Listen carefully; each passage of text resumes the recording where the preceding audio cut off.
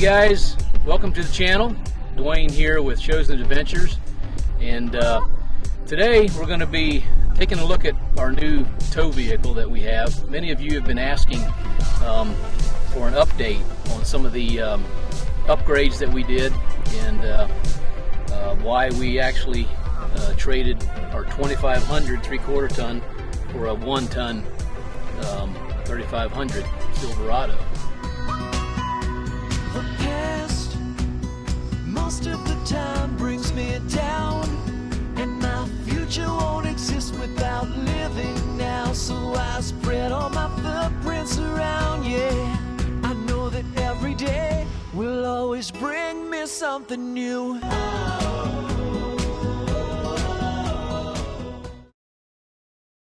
So our previous truck was a 2017 GMC Sierra Denali, and it was also a Duramax as well. It was a 2500 3/4 ton, and it pulled our fifth wheel great. I had no problems with it in that regard. We loved the truck, but according to the numbers, it was pretty much maxed out with the current fifth wheel that I have. So I always said when I trade my trucks, I'm going to go ahead and get a 1 ton 3500, and that way will give me much more freedom in the future if we decide to get a different fifth wheel, and I just wanted to have that extra capabilities.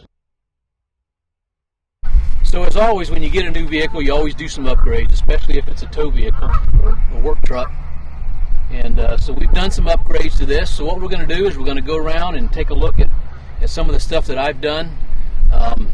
Some of it's just for, you know, appearance, just to make it look good, and some of it's for functionality to make it work better. So we're going to take a look at some of those here. All right, so one of the first things that I did is I wanted to change my tires and rims. I just was not happy at all with the stock, and I always like to make it kind of look like my own. And so I went ahead and upgraded my rims, and these rims are 20-inch by 9.5 with 0 offset. And then I've got 35-inch by 12.5 Nitto ridge grappers on there. And I went ahead and did a 2-inch leveling kit with Cognito A-arms. So that really gave it a better stance, and we did not have to do any trimming in the fender wells. Everything fits in nice, works nice and snug without any modifications. So another thing I did, just again, this is more for appearance, just to kind of to set it off a little bit, is I went ahead and painted my brake calipers, and I painted them a Chevy engine block red, and that's actually engine block paint that I put on there. You can get covers for them and different things, but I just went ahead and took all my rims off, taped everything up, wrapped some plastic around everything, and put about 3 or 4 coats of that paint on there, and it turned out pretty nice. So it gives a little bit of a pop in through the rims. So another thing I did is I went ahead and put airbags on this truck. This is a 1 ton 3500, so it's got plenty capacity. I don't need the airbags, you know, for the weight, but I love the fact that with airbags you're able to adjust you know, the ride height, especially when you have a front leveling kit on here. You know, you kind of want to level this out in the back once you get your fifth wheel setting on here. But it also, you can adjust it from inside the truck as you're going down the highway, you know, for different types of roads, for the bumps and all that. You can dial it in for a much better ride. So I just feel like you got much more control over it. All right, so another thing I did, I had this on my previous truck as well. I went with the backflip hard cover. Really like these because I'm able to fold it forward and still have my fifth wheel hooked on. We'll take a look at it here.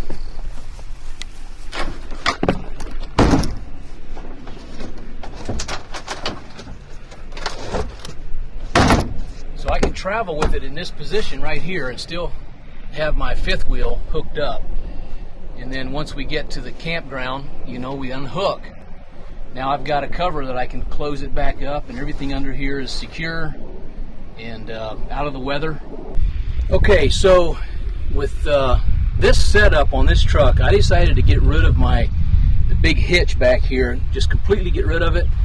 It was a slider, and I went with the B&W turnover ball, and this works out so well. You just pull this thing out and you flip the ball over, drop it back in, and these are the safety chains here. But I've got the goose box set up on my fifth wheel, and so this is all I have in my bed. So I basically have my whole use of my bed, and I highly recommend it. I would not go back to the big 200-pound slider. This works great. All right, so another neat little thing I did. I told you I had the airbags installed with the onboard compressor. So I tapped into that system, and I put a little outlet here so that I can have a little air hose that I can plug in here, and I can use it for in emergencies or to blow up, different things, maybe, floats when we're at the lake, or, I could even put air in a tire in case of an emergency with that. So that works out pretty good, and it's right here, kind of in here with my 7-pin connection here for my fifth wheel. So another thing I did, again, just for appearance, I think it gives it a little bit of a pop, and I'm kind of sticking with that red theme, is I took my tow hooks, took them off, and again I used that red paint, GM red, and painted my tow hooks and installed them back on. You can actually order these, they will come from the factory red, but it worked out really good to do it that way, and I think it just adds that little touch.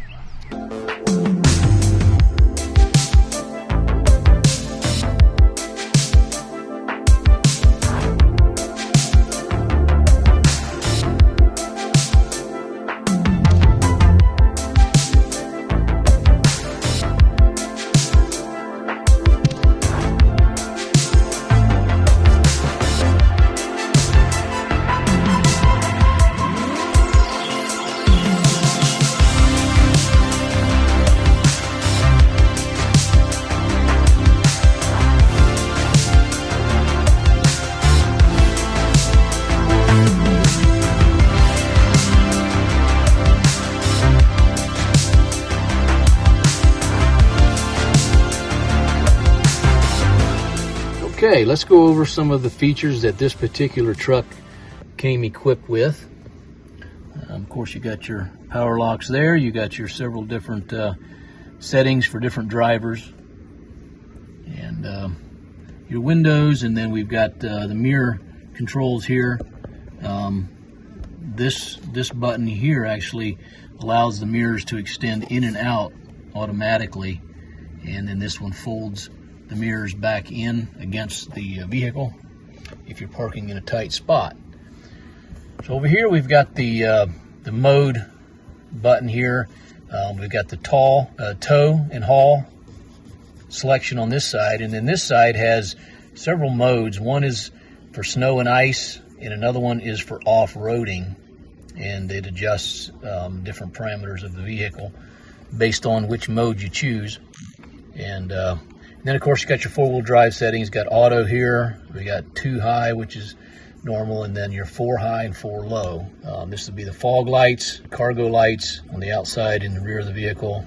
These are your interior light settings for your dash, your gauge cluster, I should say. Then we've got your headlights here. You got the power and the automatic running lights and so on. And then these are your outside lights along the sides of the truck. This button here is the automatic, I forget what they call that, but it automatically will dim the headlights at night if you have that selected when it detects a car in front of you.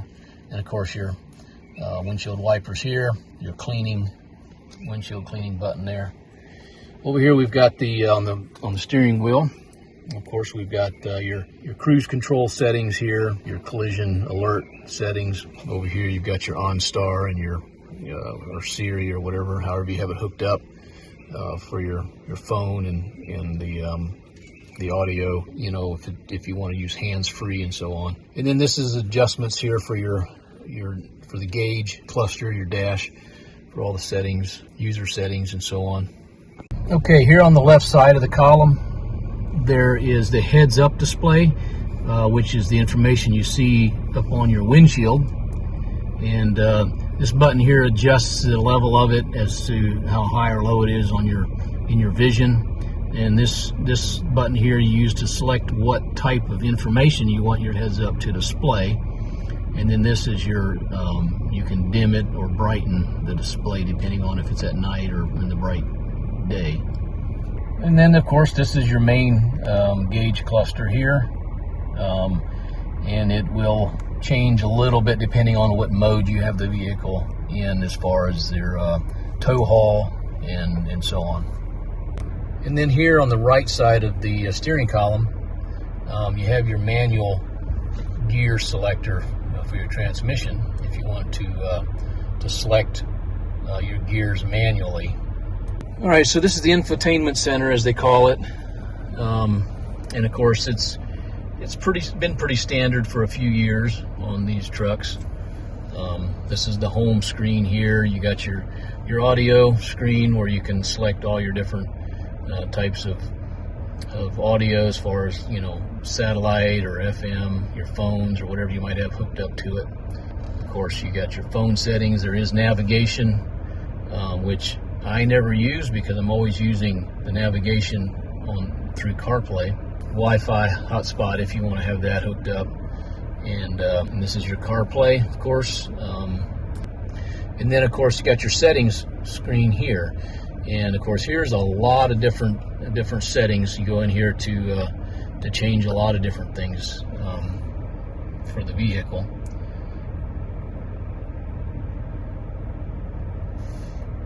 You have different apps installed, and then these are vehicle.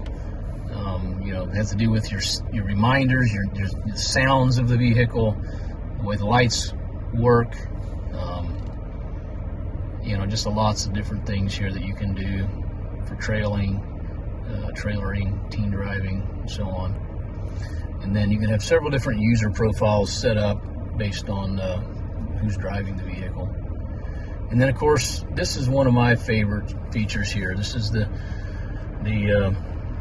what they call the surround vision camera system, and this is really handy. I tell you what, you got your overview right here. This is a split screen, which I normally keep it on, and then I usually use this screen to switch back and forth, you know, from maybe the front of the vehicle to the rear of the vehicle. You can bring up your front wheels here to see if they're close to the curb or whatever. If you're in a tight spot, it shows the profile of your left and right wheels there. And then this would be the rear wheels as well, down the long sides of your vehicle. And then, you know, this is kind of a crazy one here, but this turns the whole screen into your kind of an overhead surround view of your vehicle.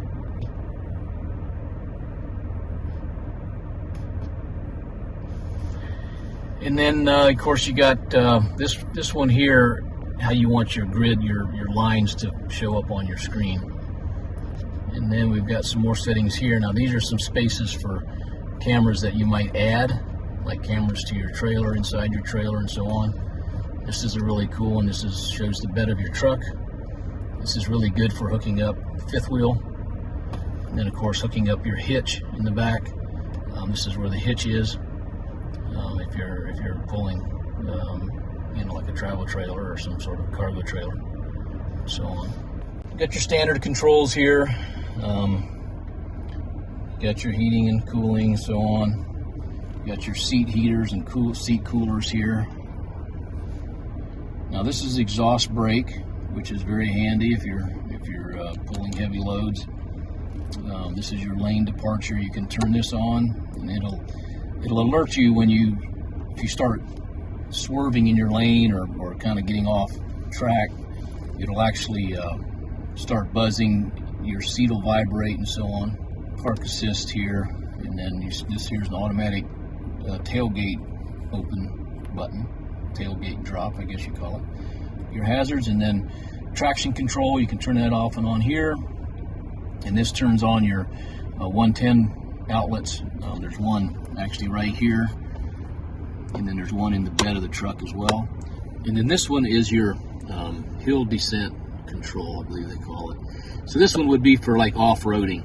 Basically, this is gonna, if you're on an incline, it's gonna kind of work like a braking system in a way, to keep you from, if you're going down a steep descent, it'll kind of hold you back a little bit.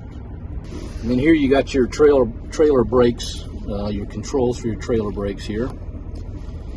You can adjust them here, of course. You got your USB ports, your standard, and then this is the new USB-C style, and then your cigarette lighter type outlet there. And this compartment here actually is wireless charging for your phone, so that works pretty neat. And then the rear view mirror also has the LCD screen here, which uses the cameras in the back to act as your rear view mirror, or you can then switch it back to your normal rear view mirror there. And then overhead up here is your controls for, you've got your, of course, your like garage door controls here, or an automated gate or something here that you can program. And then you got your sunroof. This one here is for sliding your sunroof back. This one is for tilting it open. This one is for your the rear glass behind the back seat. And this actually has a slider, automatic slider back there. And you turn your lights on and off and so on. Your OnStar stuff here, pretty standard. So one of the things that I did is I actually added this magnetic mount here. And the reason I did this is because sometimes I'll put my iPad here, and so I can have like a little screen here, and this can be then, the iPad can be hooked to my phone so that it's using the hotspot on my phone. And when we're on trips and so on, we can, listen to podcasts and pull up information on here if we want to, so we don't have to use our phone. And it works pretty good. It's just an adjustable mount, and this thing is actually created to go in behind here. You pop this here trim off, and it fits right into one of the screws that's already there in your dash. So kind of a neat little setup there, and you can pop this off really quick if you want. Get it out of the way if you're not using it.